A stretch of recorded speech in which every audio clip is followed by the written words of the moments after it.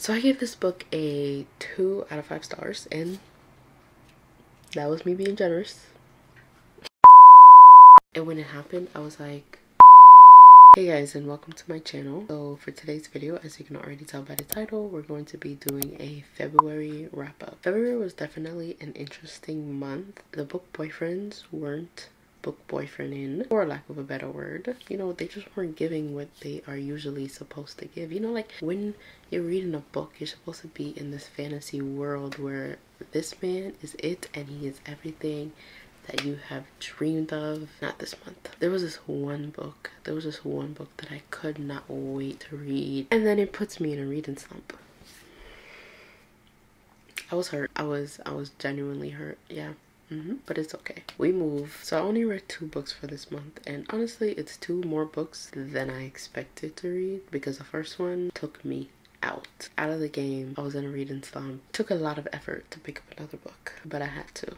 Like, I had to do it. I couldn't do that to myself. The first book is The Things I Wanted to Say But Never Did. So let me just sum it up really nicely for you guys before we get into my opinions. Whit Lancaster burst into my life like a storm. Dark and thunderous, furious and fierce. Cold, heartless, and devastatingly beautiful, like the statues in our prep school garden. The school with his family's name on the sign. He could do no wrong. This is his domain. He's a menace on campus, adored and feared, hated and respected. His taunting words carve into my skin, shredding me to ribbons. Yet his intense gaze scorches my blood, fills me with longing I don't understand.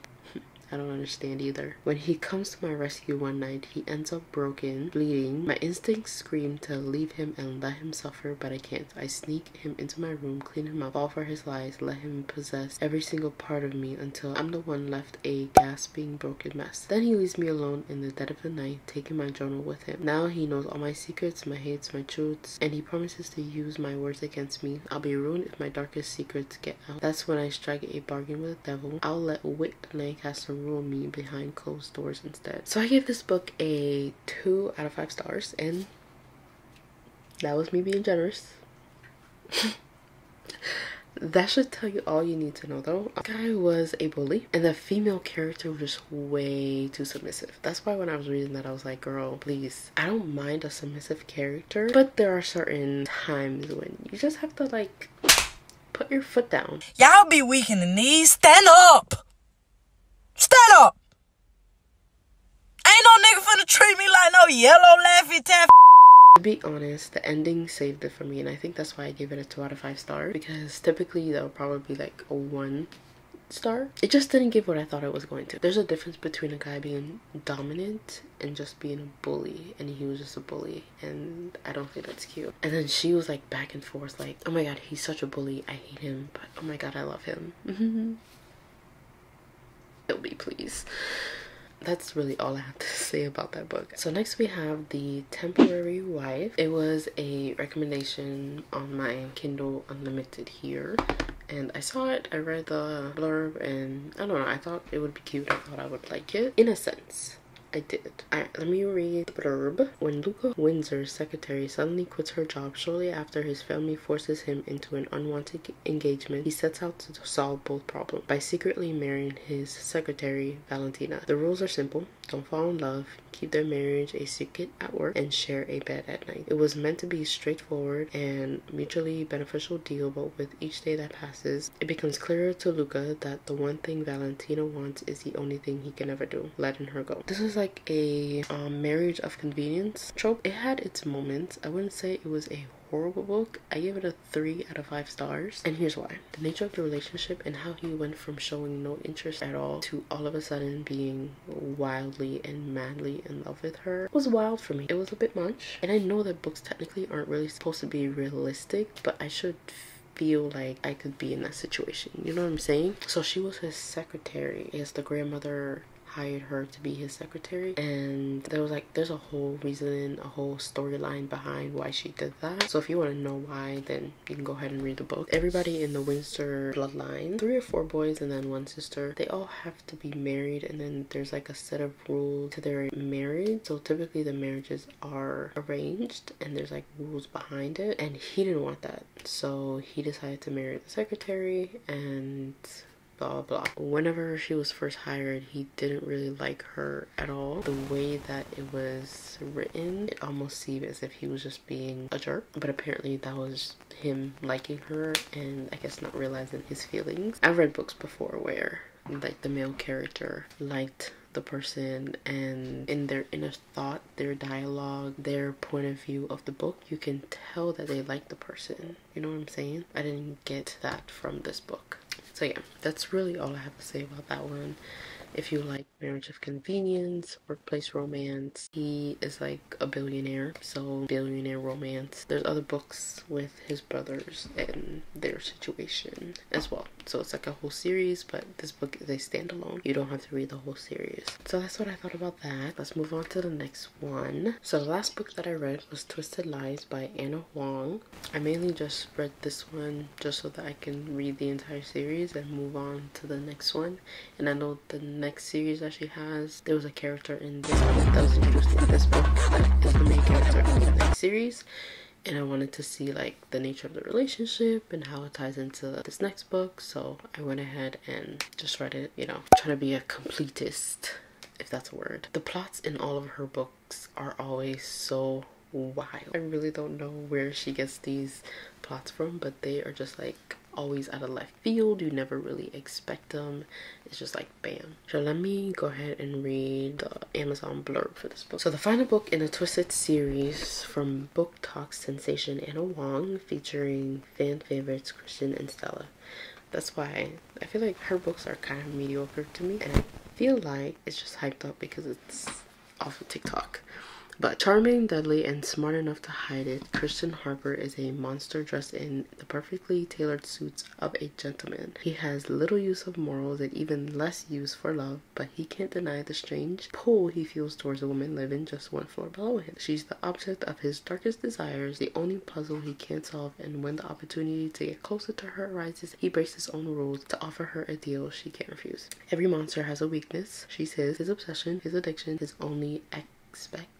Sweet, shy, and introverted despite her social media fame, Stella Alonso is a romantic who keeps her heart in a cage. Between her two jobs, she's had little time or desire for a relationship, but a threat from her past drives her into the arms and house of the most dangerous man she's ever met. She's tempted to let herself feel something for the first time in a long time, because despite Christian's cold nature, he makes her feel everything when she's with him. Passionate, protected, truly wanted, there's a twisted love with secrets and tainted by lies, and when the truths are finally revealed, they could only shatter everything. I will say one thing about this, how it says that like she's driven into the arms and house of the most dangerous man she's ever met. She didn't know he was dangerous. She actually has no idea about like the other life that he lives. So hello there.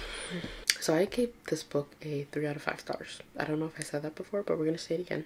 I gave it a 3 out of 5 stars. Maybe this is how Anna writes her books, but I didn't understand why he wasn't as expressive as he was until the end of the book. Like, he was so cold, and I kind of didn't expect that based on the other books that he made appearances in. He seemed like the playful type, and I guess kind of he is, but in a just like cold, snarky way. I don't know why I got a playful vibe from him. He has a jaded view of love based on his parents' relationship and what happened with them. He's definitely the possessive kind of book boyfriend. He's dominant wit to bully. But like, even though he was possessive, it was still kind of odd to me because like they were fake dating, so I knew he liked her, I knew he wanted her, but if it was like a real relationship, I would have felt something more about him being possessive versus it being a fake relationship. I'm pretty sure he's a psychopath. At first I was gonna say he's dark, but no, he's certifiably crazy. There was things that happened in this book, and when it happened I was like, I never got this vibe from him. So you know how like you read in a mafia romance, like, he's not involved in the mafia, at least not that I'm aware of.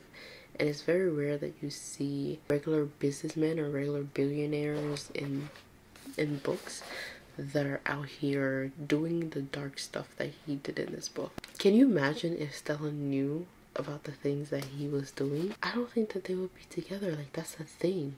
Like, there's a difference between a mafia book where the female character, she knows he's in a mafia, she knows the things that he does, and it's expected because he's in a mafia.